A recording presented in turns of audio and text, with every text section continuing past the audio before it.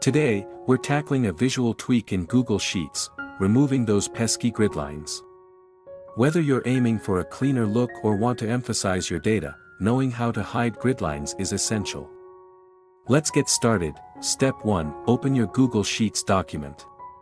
If you're working with an existing sheet, great.